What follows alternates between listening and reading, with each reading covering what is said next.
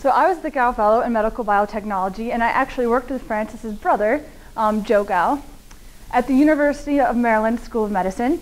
It was established in 1807, and just to make it unique, is the 5th oldest medical school in the United States and the first to establish an institutional residency training program.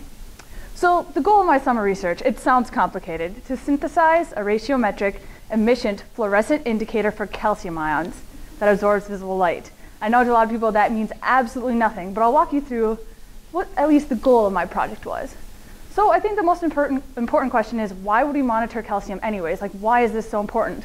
Well, calcium is involved in almost every physiological process in your body. Your cells use calcium on a very specific and very intricate level to monitor processes and to get processes going. So calcium imaging techniques are really important, and they tell us the status of calcium in your cells. So calcium indicators are usually fluorescent molecules that respond when calcium binds or is released from the molecule by changing their patterns of fluorescence and how they emit light. So how does this indicator work? Well, an indicator has an important component called a fluorophore, which is a chemical compound that will absorb light and then re-emits it. And we can measure that light and the intensity of the light and the wavelength of that light to tell us the status of whether or not it's free or bound calcium. So the significance of our project, well, we already have calcium indicators, but why is ours a special indicator? Well, first, all of our current ratiometric indicators absorb UV light. And for any of you who have put on sunblock, you know ultraviolet light is extremely harmful to cells. And in fact, any cell that's exposed to UV light ultimately dies. So we want an indicator that uses visible light instead. So, well, we already have ratiometric or non-ratiometric indicators that absorb visible light. So why is ratiometric important to us? Well, there's a very important difference between ratiometric and non-ratiometric indicators, which I actually gave you guys a little example here. This here is an example of a non-ratiometric indicator. And if you notice, when calcium is free or when calcium is bound, they absorb different intensities, but at the same wavelength. For a ratiometric indicator, we actually have a completely different pattern of light emission, which makes it much easier for us to measure and calibrate what's going on with our indicator. We also wanted our indicator to be an emission indicator, which means that it emits light at a variety of wavelengths instead of just one, whereas an excitation indicator absorbs light at a lot of different wavelengths and emits it at just one wavelength. So where did I end up with this project to develop this ratiometric emission fluorescent indicator? Well, we didn't actually get very far because some of the reactions that I ran refluxed for 60 hours. So that means for like 3 days, I would just add a little bit of solvent every day, monitor things, make sure the temperature was right, and there was nothing else I could do.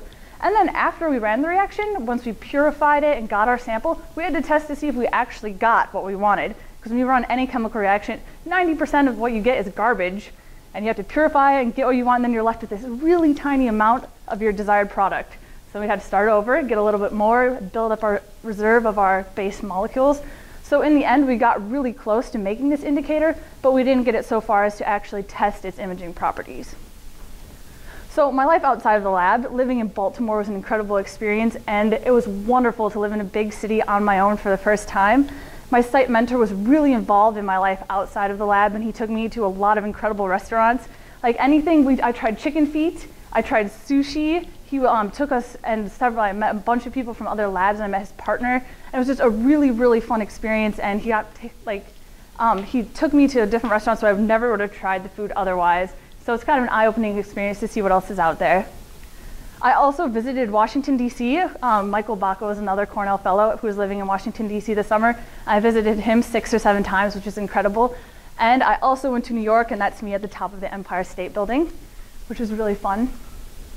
Academically, this was another wonderful experience to test my scientific techniques. I've been in a million lab classes at Cornell, but it's totally different when you go into a lab and you're working on a real-life problem. I feel much more comfortable in the lab now, having had this experience. And it was a great opportunity to discuss my post-Cornell plans with people who were going through the same thing I was. I had no idea really what I wanted to do after Cornell. Maybe medical school, maybe research, but it's really nice to be able to talk to people, see what their experience has been like so far.